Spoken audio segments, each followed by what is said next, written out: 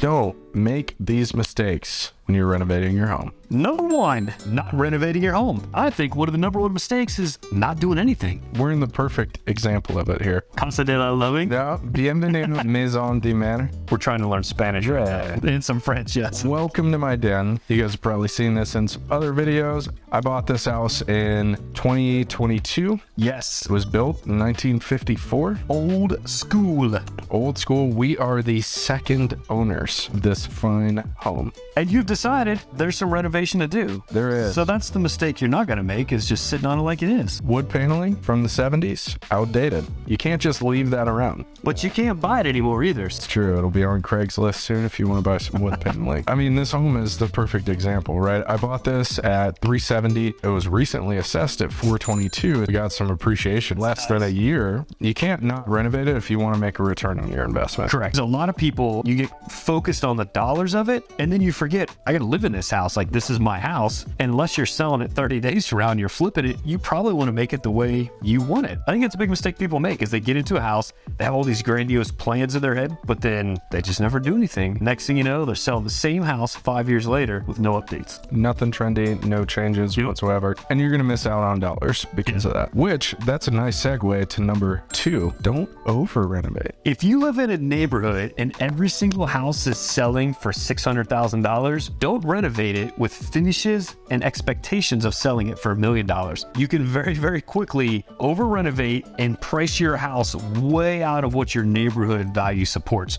Now, if it's your last house forever and that's the one you're gonna die in, if you will, then hey, maybe that's what you want to do. But if you ever think about selling that house down the road, it's gonna come back to bite you. Along those same lines of over renovating, don't over customize. If you're creative and you love art and you love all that kind of stuff, do whatever your heart desires, but just realize you make it too unique, you're gonna price yourself out of that market. And I think that might be combining number two and number three. Three is don't make it too unique or unsellable. I have seen some weird stuff. You walk into the house and you're like, I'm sure these are wonderful people, but I have no idea what the crackers they were thinking when they did this. I did see a listing in the Broadmoor last year. It was a fully red kitchen. Floor, that's aggressive. To ceiling was red. Everything. I'm about stove, red. Dishwasher, red. Everything, race car red. Don't make it too unique. There was a house on the market. It was like carpet on the walls. And there was a wall that had nothing but like those, remember those old trolls from like back in the 80s? Yes. Glued everywhere on the wall. That house was Meow Wolf in real life. Somebody wanted their own individual Meow Wolf. That is probably the definition of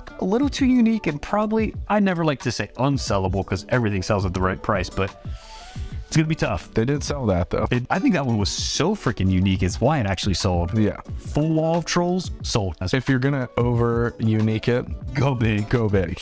For me, like the biggest thing is like stuff that is just crazy outdated. Yeah. Because somebody elderly lived in the home, like they had the whole built in like the late 60s or mid 60s or whatever, and then they just left it the same. Don't make it too unique so you can't sell it. All right, number four, make sure you evaluate your return on investment. We have a chart that we show to clients. Basically, it shows all these different home renovation things. Adding an extra bedroom, redoing the kitchen, redoing the bathroom, new carpet, new windows, anything you can think about doing to a house, and it has a return on investment. And it's broken down year by year. The first year that you make some sort of investment into a renovation, it's not gonna pay off in the first year. General concept of that is like, okay, hey, if I'm gonna do windows, if you have a house with older windows in it and you put new windows in it, that's almost 100% return on investment, depending on what windows you go with. Kitchens and bathrooms are another big one. They're usually like that 70% return on investment. And then you get down to some other stuff where it's like, oh, I put a new roof on the house. People probably expect your house to have a roof on it whenever you sell it. So that really doesn't help you out a whole. A functional one at that. Yes, one that doesn't leak. Yeah. Crazy concept. I know. Yeah, there's a lot of stuff you can do to your house that you just don't get a good return on investment with.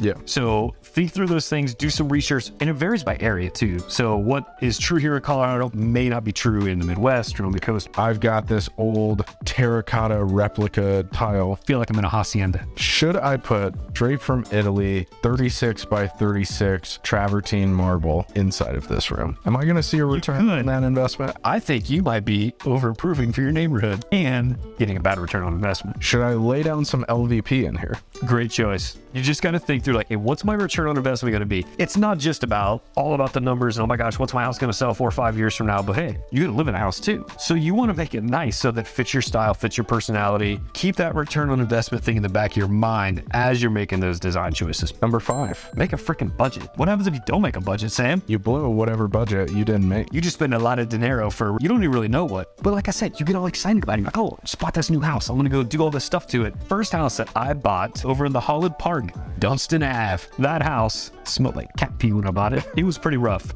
But I was a young single gentleman, so I slept in a sleeping bag on the floor and remodeled the house. I didn't even know if I knew what a budget was then, you know? So I was just going to Lowe's and Home Depot every day, just buying stuff and putting it in there. That's what I think happens is people, like, they don't have a budget. They're like, oh, I'm gonna remodel the kitchen, or oh, I'm gonna do the bathroom. And they just start picking out individual things. Next thing you know, man, Spend $10,000 on... a bathroom that's not fancy. Definitely a budget. That's a big mistake I see people make. I always say 20% more on money and 20% more on time. So if you're doing it yourself, make that 100% more time. You don't just have to budget money. You also got to budget time. When you buy a house and you're renovating that place, you're living in a construction zone. And it's the most inconvenient thing on the planet because you want to have people over, you want to have your friends over, have some dinner, you want to hang out in your space and just relax. That project that you and your wife said, we're gonna jam that out this weekend. 3 months later, still jamming it out. That's right. Because life happens. Man, you got to think about monetary budget and time budget. Some of that stuff is like hard to delve into, hard to really put down on paper how long it's going to take or exactly how much it's going to cost. You're talking about opportunity costs in there. Like if I paid somebody else to do this, could I be doing some other things in my time? It's something we're learning with this house. We have all these different plans for this house, converting this to a master bedroom, converting the garage to more square footage, building a garage out back. I can do all those things myself. Do I have all the time in the world to do all those things myself? Am I really saving money at the end of the day when I consider how much time that I've got to invest into that and how much expertise I don't have? You gotta think about your budgeting. Time and money. You know, wife and I built a new house. Been in like 2 years, I'm still doing projects. What was your original, like, we're gonna buy this land, build this house, all land budget is this much? Do you remember? I do, but I don't know if I want to disclose that. So what I will say, we actually are under what we expected or planned to. Yes. But it's only because I had a lot of nights till like 3 a.m, swinging the old hammer. My wife and I jokingly said, when we move in this house, we don't want to be 5 years down the road still working on the house, or 2 years down the road still working on the house. So yeah, you go down that road and next thing you know, everybody hates remodeling and don't care about it anymore. It's the worst idea ever. So number 1, don't not renovate. Number 2, don't over renovate for your neighborhood. Number 3, don't make it too unique or unsellable. Number 4, evaluate return on investment. And then number 5, you gotta have a budget. Time and money. Time equals money. Time equals money, exactly. Buy a house that needs some renovation, man. Like, buy something that you get a good value in and you want to renovate. Whether you want to do it yourself, you want to pay somebody to do all the work, it can be a great experience, but heed our advice. Do these 5 things. It'll make it a whole lot less stressful, a lot more fun. Maybe we'll save a marriage or 2 out there. I don't know. You have any renovation questions? You could probably still call us. I think so. I think anything real estate related, give us a call. We can tell you what's going on in here in Colorado for sure. Anytime. Call, text, email, comments, all that stuff. Let us know.